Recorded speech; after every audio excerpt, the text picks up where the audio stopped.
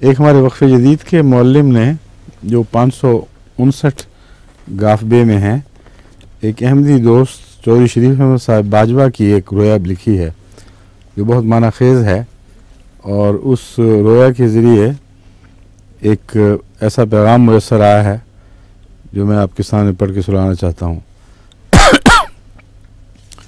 انہوں نے رویا میں شریف باجوہ صاحب نے دیکھا کہ ان کی توجہ متی کی انجیل باب 5 کی طرف مبذول کروائی جا رہی ہے، اس کو دیکھو، اس میں کوئی اہم پیغام ہے اس زمانے کے لیے۔ وہ میں نے نکلوائی ہے، وہ میں الفاظ پڑھ کے سناتا ہوں۔ وہ معلوم ہوتا ہے اس وقت جو حضرت مسیح موعود علیہ الصلوۃ والسلام کی جماعت پہ جو دور گزر رہا ہے اسی سے تعلق میں ہے۔ یہ حضرت مسیح کے متعلق ہے کہ وہ اس بھیڑ کو دیکھ کر پہاڑ پر چڑھ گیا، اور جب بیٹھ گیا تو اس کے شاگرد اس کے پاس آئے اور وہ اپنی زبان کھول کر ان کو یوں تعلیم دینے لگا: مبارک ہیں وہ جو دل کے غریب ہیں، کیونکہ آسمان کی بادشاہی انہی کی ہے۔ بہت ہی اہم پیغام ہے اور کتنا مناسب حال ہے ماشاءاللہ۔ دل کی غریب تو جماعت احمدیہ سے بڑھ کر اور کوئی جماعت اس وقت دنیا میں نہیں۔ اور آگے پھر دیکھیں جو نقشے ظاہر ہوتے ہیں وہ سب بہنے ہی جماعت احمدیہ پہ چسپاں ہوتے ہیں۔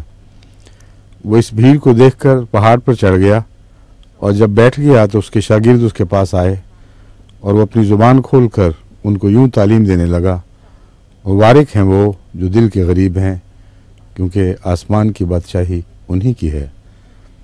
مبارک ہیں وہ جو غمگین ہیں، کیونکہ وہ تسلی پائیں گے۔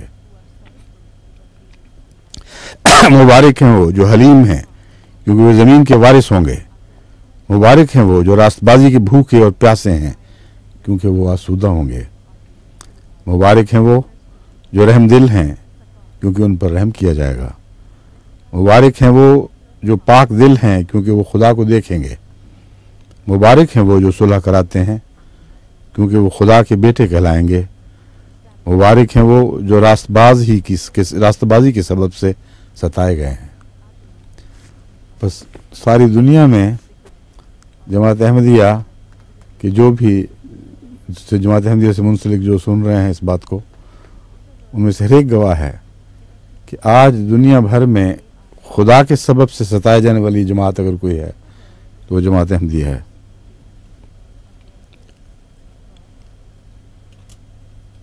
اور راست بازی کے سبب سے ستائے گئے، محض سچائی کو پکڑ لینے کے باعث ان کو دکھ دیا گیا ہے، کیونکہ آسمان کی بادشاہی انہی کی ہے۔ جب میرے سبب سے لوگ تم کو لان تان کریں گے اور ستائیں گے اور ہر طرح کی بری باتیں تمہاری نسبت ناحق کہیں گے تو تم کو مبارک ہو، تو تم مبارک ہوگے یا مبارک ہوگے کہنا چاہیے۔ خوشی کرنا اور نہایت شادمان ہونا، کیونکہ آسمان پر تمہارا اجر بڑا ہے، اس لیے کہ لوگوں نے ان نبیوں کو بھی جو تم سے پہلے تھے اسی طرح ستایا تھا۔ بس مسیح اول کا پیغام مسیح ثانی کی جماعت پر دیکھیں کیسا خوبصورتی کے ساتھ چسپاں ہو رہا ہے۔ تم زمین کے نمک ہو، لیکن اگر نمک کا مزہ جاتا رہے تو کس چیز سے نمکین کیا جائے گا؟ زمین کے نمک ہو یعنی تمہارے اندر تقویٰ ہے، اللہ کے پیار، اس کی محبت کے نتیجے میں تم زمین کے لیے ایک نمک کا کام دے رہے ہو، تمہیں سے زندگی کی لذت ہے۔ اگر نمک کا مزہ جاتا رہا پھر اسے کون سا نمکین کرے گا؟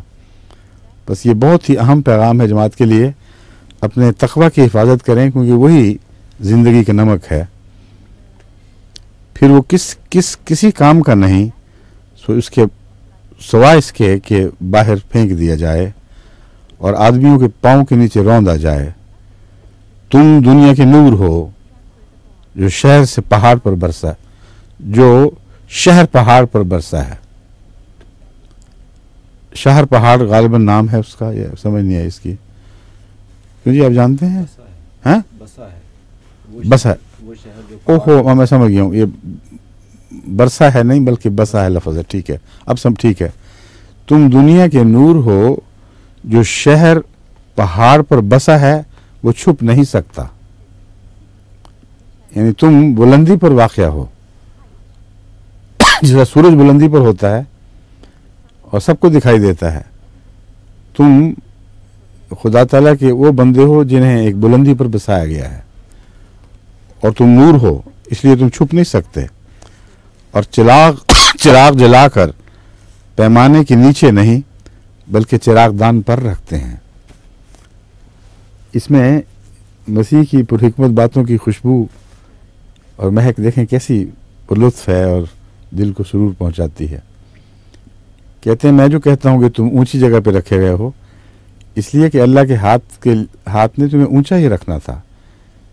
جس نے تمہیں نور بنایا ہے وہ بہتر جانتا ہے کہ نور کی جگہ کہاں ہے، بس جیسے تم شمع دان کو جلا کر چیزوں کے نیچے نہیں چھپا دیا کرتے، بلکہ اصل مرتبے اور مقام کی جگہ پر چراغ دان پر رکھتے ہو، تو اس سے گھر کے سب لوگوں کو روشنی پہنچتی ہے۔ اسی طرح تمہاری روشنی آدمیوں کے سامنے چمکے، تاکہ وہ تمہارے نیک کاموں کو دیکھ کر تمہارے باپ کی جو آسمان پر ہے تمجید کریں۔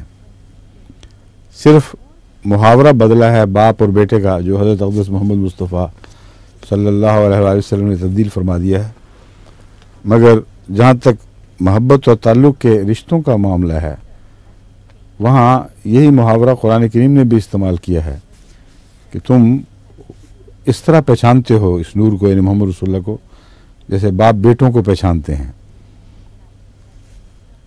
اور مراد یہ ہے کہ جس طرح باپ کی صفات بیٹے میں جلوہ گر ہوں تو باپ پہچانتا ہے کہ یہ میرا بیٹا ہے، ورنہ اس کو کچھ پتہ نہیں۔ اسی طرح تم حضرت محمد مصطفیٰ صلی اللہ علیہ وآلہ وسلم کو اور اس نور کو جو ان پر نازل ہوا، یعنی قرآن کریم، خدا کی صفات سے پہچانو، اور وہ صفات تو سب کو دکھائی دے رہی ہیں۔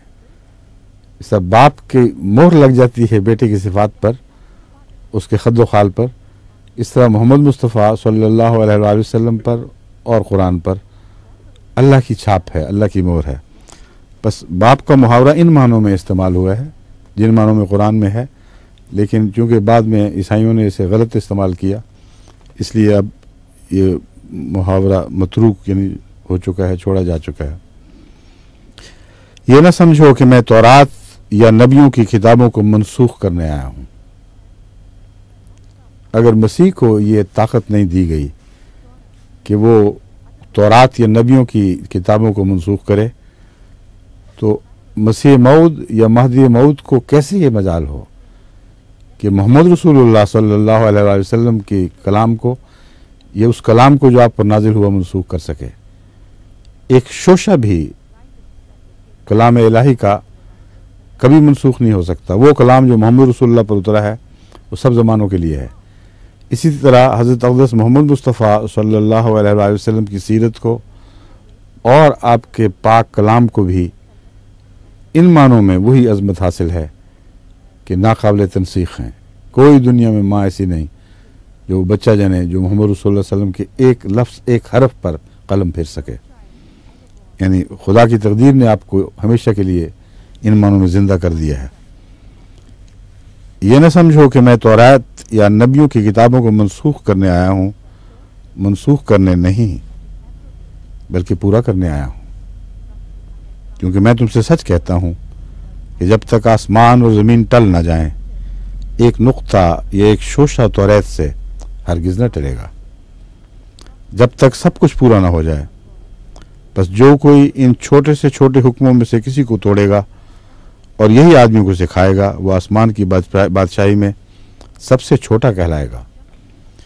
یہاں حضرت مسیح نے جو یہ فرمایا ہے کہ اس وقت تک یہ کتاب منسوخ نہیں ہوگی جب تک اس کی ساری باتیں پوری نہ ہو جائیں، اس سے مراد حضرت اقدس محمد مصطفیٰ صلی اللہ علیہ وآلہ وسلم کا ظہور ہے کہ جب آپ تشریف لے آئیں گے تو جیسا کہ خود انجیل میں پیشگوئی ہے کہ آن حضرت صلی اللہ علیہ وآلہ وسلم کا آنا ایسا ہی ہوگا جیسے خدا کا آنا ہو۔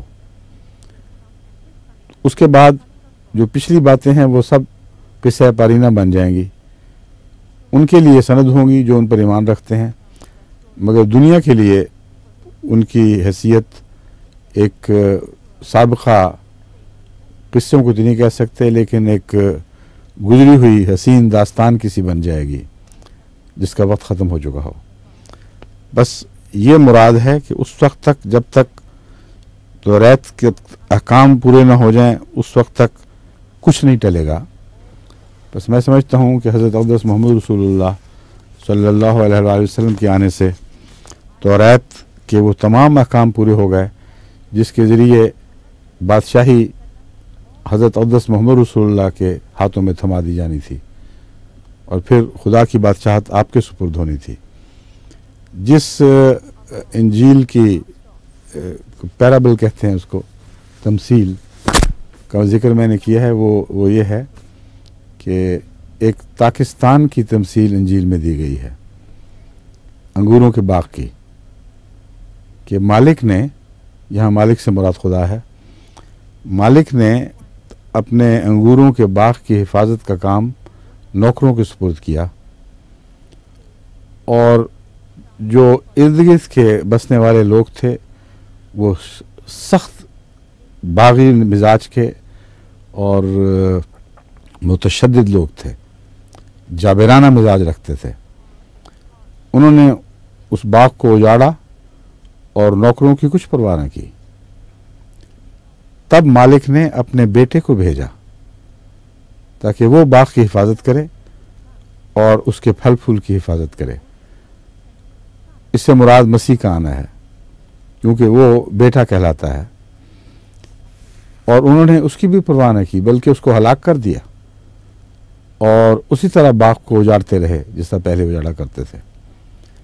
تب وہ مالک خود آیا تاکہ خود اپنے پھلوں کی حفاظت کرے اور مجرموں کو سزا دے۔ بس یہ جو آنا ہے یہ حضرت محمد مصطفیٰ صلی اللہ علیہ وآلہ وسلم کا آنا ہے، جن کا آنا ان معنوں میں تمثیلاً خدا کا آنا ہے۔ چنانچہ قرآن کریم اس مضمون کو یوں بیان فرماتا ہے، وَمَا رَمَيْتَ إِذْ رَمَيْتَ وَلَٰكِنَّ اللَّهَ رَمَىٰ۔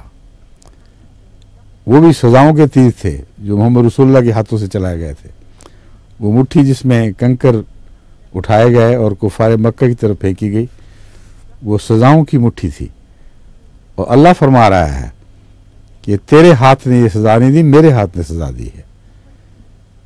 جو کنکر تو نے ان پر پھینکے وہ خدا کی طرف سے برس رہے تھے۔